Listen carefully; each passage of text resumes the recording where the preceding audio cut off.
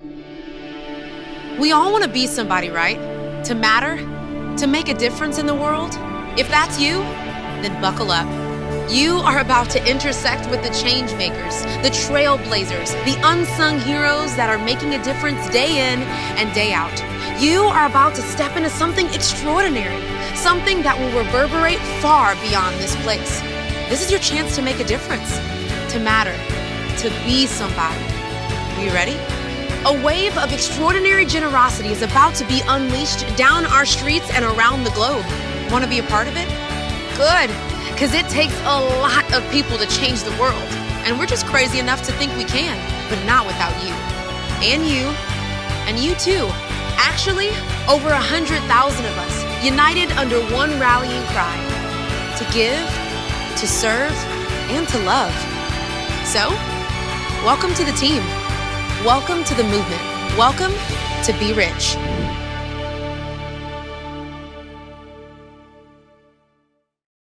Hey, fantastic. Welcome to Downtown Faith.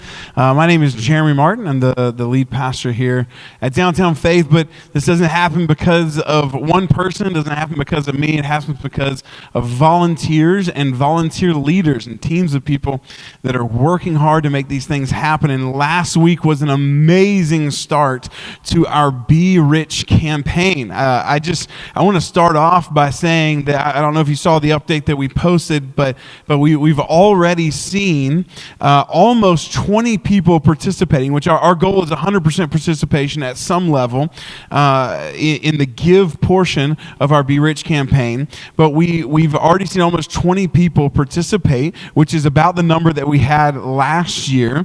And we've already raised over almost $1,400 for our partners at Caridad in the first week, which is about over $300, almost $400 more than we raised in the entire campaign last year. So to those of you who are being a part of this campaign of giving and serving and loving and this wave of generosity that we want to bring to downtown and to our partners, already we're exceeding expectations. Already people are feeling this and are being able to participate. And again, we're going to talk more about how you can participate in our Give, Serve, Love, Be Rich campaign. And remember, if you weren't here last week, I'll just say what we mean by Be Rich is there was a guy named Paul who wrote most of the New Testament. He started all kinds of churches all over his region at the time, and he was writing to one of his proteges who was now pastoring this church in a place called Ephesus,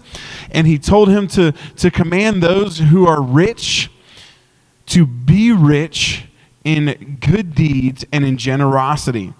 And we talked last week about like the statistics show that most people in the room here in America at a church that are in like the top 5% globally as far as wealth. So that while we don't feel rich, that we actually look at the numbers that we are rich, and so we want to be rich in good deeds and generosity. And so we are looking for 100% participation from people here at Downtown Faith, and they're part of our discussions, or that consider this place their home and their community, and we're going to give 100% of that money away. We'll be able to continue to receive those gifts and that generosity through November 25th, and we're raising money for our partners at Caridad. And then we have our partners at Current that we're going to talk about more here in just a little bit. But last week we started all of this off by talking about this idea last week. This is what we discussed. While we may be criticized for what we believe, and the we here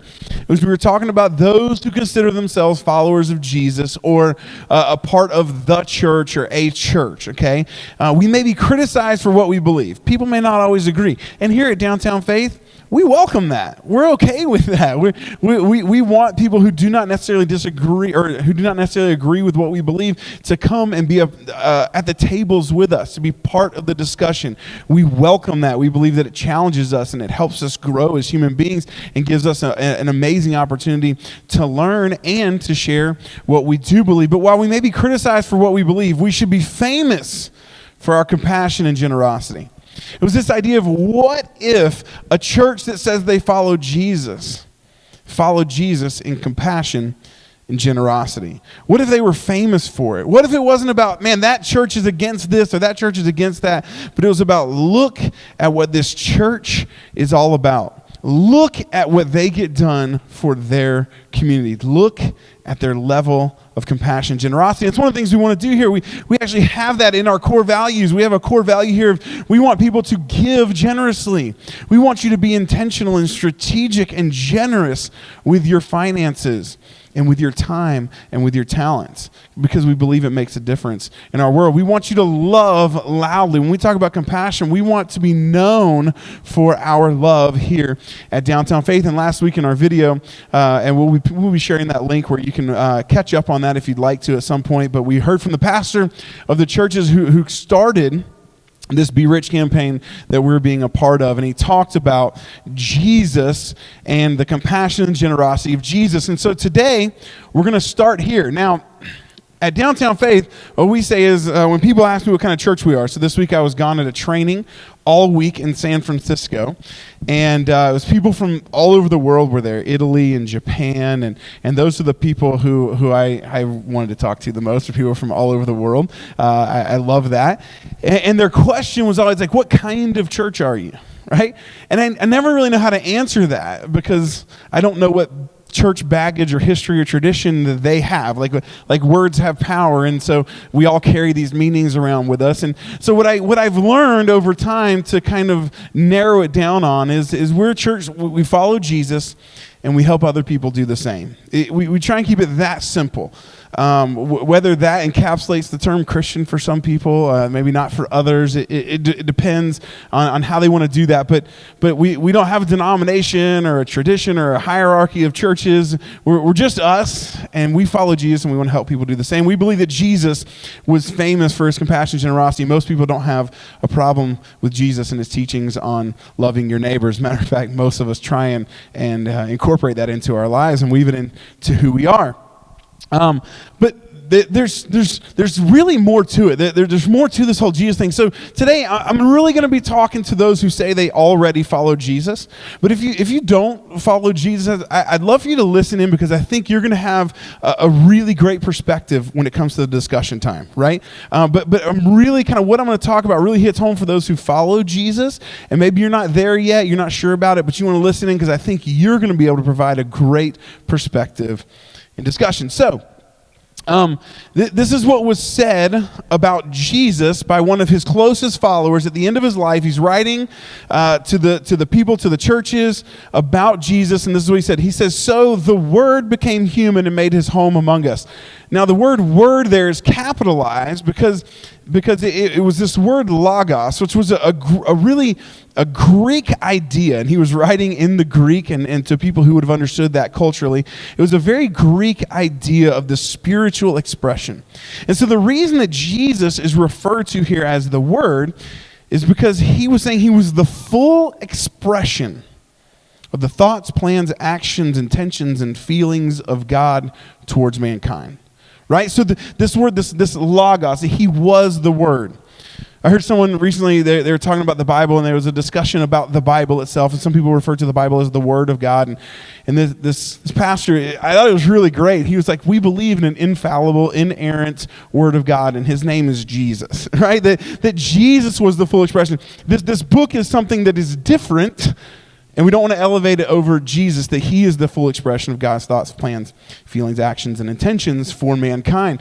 And this is what John is saying. He said Jesus, was full of unfailing love. He was full of it, and faithfulness. And we have seen his glory. This idea that they experienced, the word glory here is has this idea of weightiness.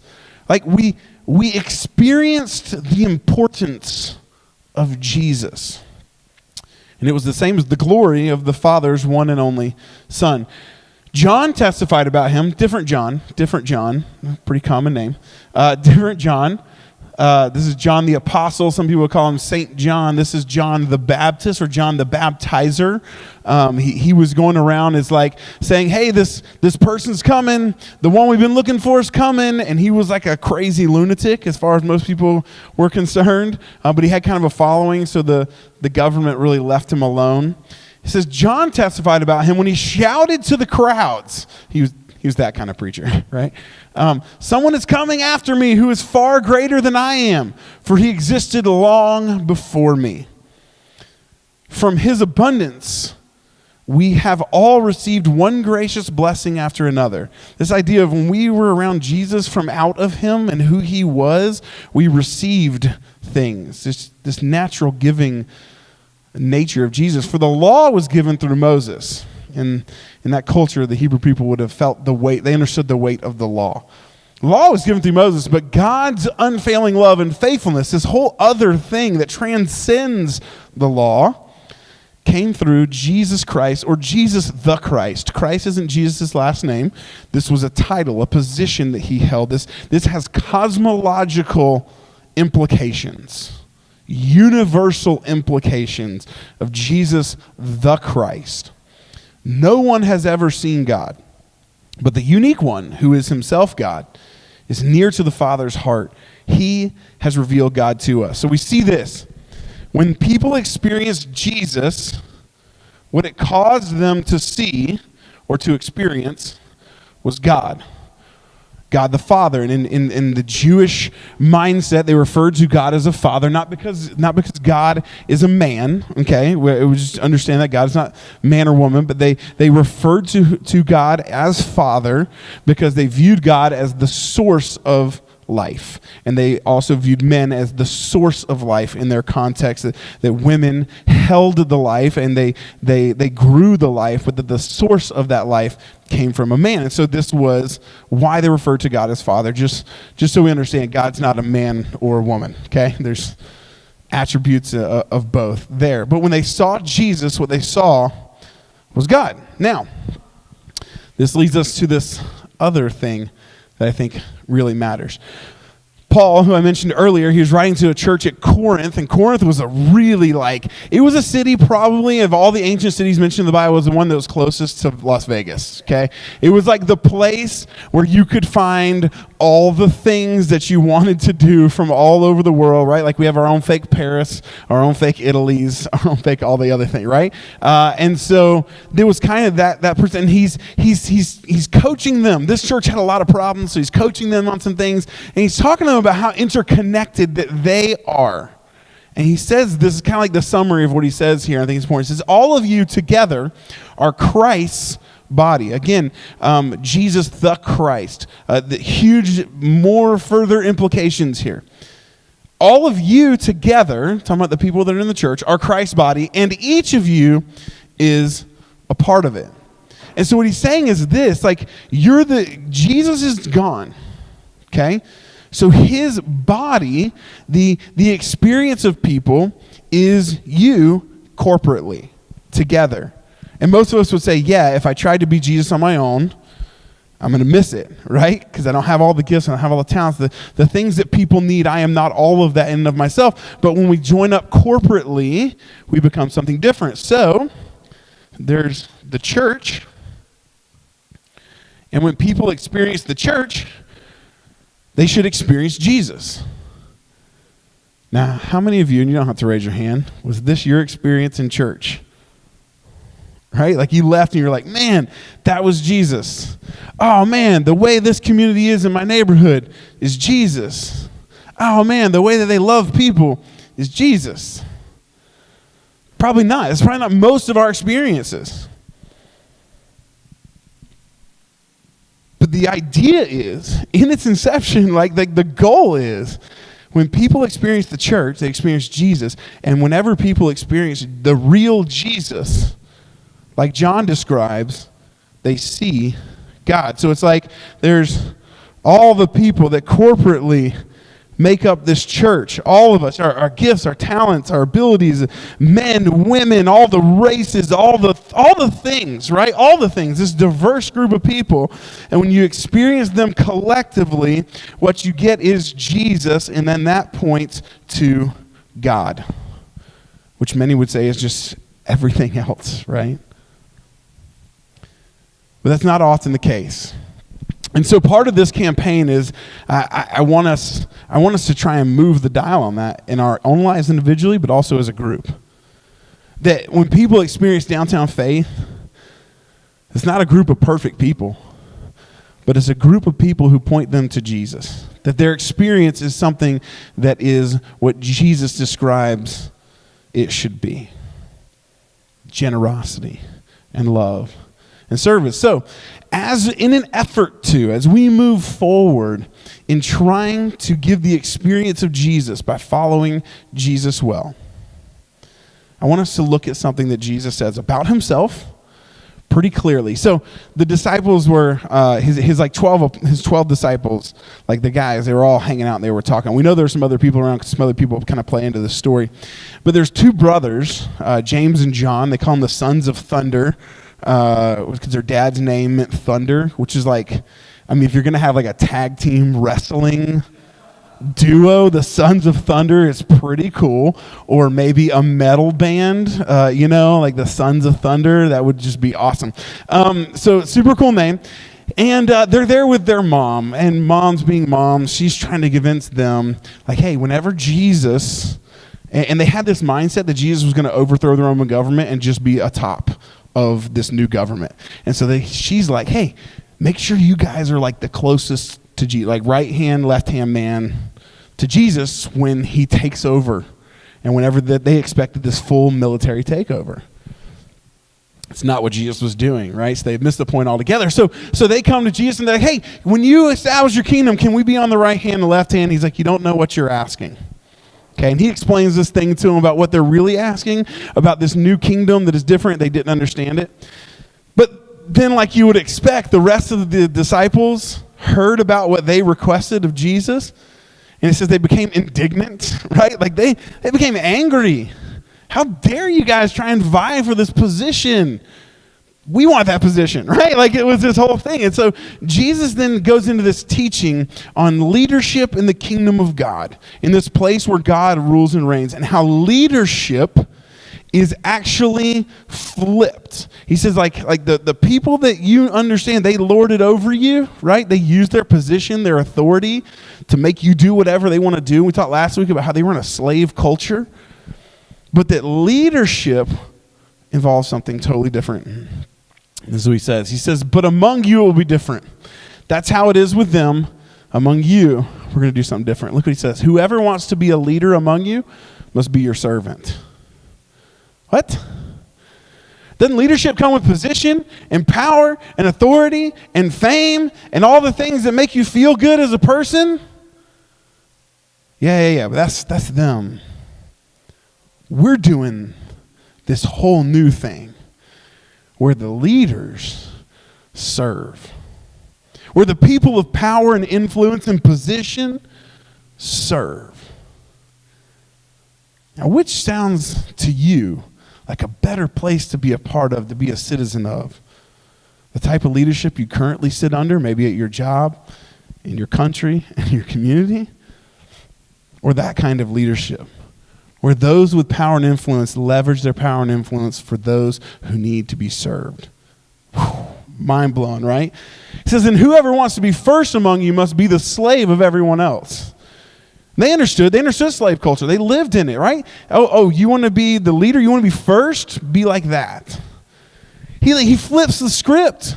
Those are the people without any ability to create change. And he's saying, no, those are the people that you need to be like. And he does this odd thing because they're viewing him as the leader, as this king of this new kingdom, right? And they have in their mind what it's going to be like when he rules and reigns. And he says, for even the Son of Man, which, by the way, is his favorite way of referring to himself, the human side of himself. For even the Son of Man came not to be served, but to serve others, and to give his life as a ransom for many. To give his life as the redemptive mechanism for people, for human beings. This extreme, like to the nth degree, giving and serving, that's what Jesus came to do. So when they experienced Jesus, they experienced a love that was generous and that was humble. But again, when people experienced the church, the people, the events, the group, is that what they experience? Maybe not. And so I want to challenge us with this idea worth discussing right here. The presence of God is missing when the people of God are missing. The presence of God is missing when the people of God are missing.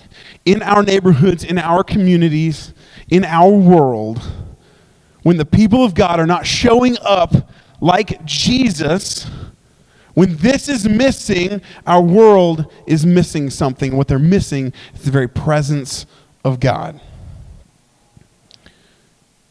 Jesus would not just tell them to serve others. He would model it for them. Even by doing this. By putting on a towel, wrapping up his tunic, getting on the ground and washing their feet as they entered the house for this last dinner together. He would take on the form of the lowest servant of the house. He was the guy they set the whole thing up for. He was the leader. And yet he got down on his hands and knees, and he leveraged his influence and his power and his authority for those in need. And that's what we're supposed to do with power and with influence.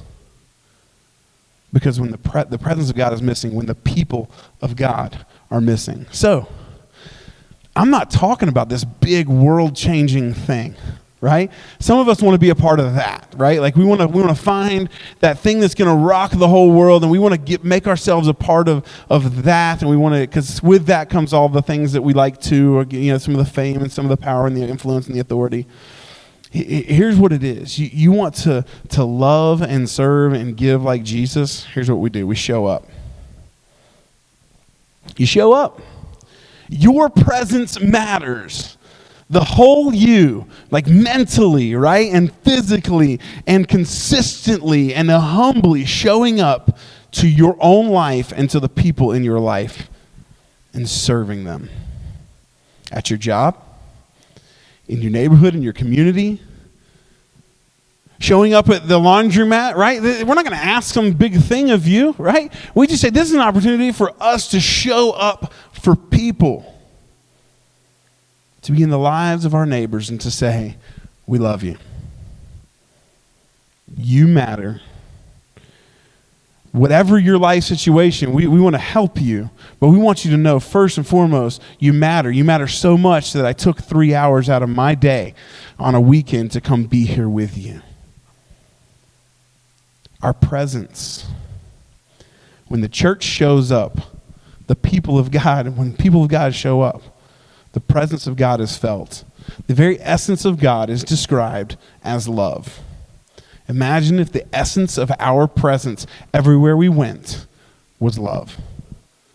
Imagine if we showed up. And that everywhere we went, people knew these people love us. When we talk about #4Downtown, that's what we mean. Because most people don't have a problem with Jesus. They have a problem with people who say they follow Jesus and live nothing like Jesus, love nothing like Jesus, look nothing like Jesus. But imagine a group of people who just said, we're going to do this, not in and of ourselves, but we're going to look like Jesus, we're going to love like Jesus, we're going to live like Jesus, and we're going to be present to our own lives, so much so that we are present to the people around us, and we're going to serve them at every chance we get. And that's why we have these opportunities. That's why we have the partners that we have, is because we can look to them and go, you're doing amazing work in the community. How can we show up for you? And for those who've already given, right? Like you showed up for our partners. For those of you who will serve at our upcoming projects, you're going to show up with our partners. Why? Because your presence matters. Why? Because when our presence together shows up, people can experience the love and the life of Jesus and the love and the life that God provides and gives. And at that point, real change is made. Maybe not in the world, but in the world around us and in the world of that person that we get a chance to love.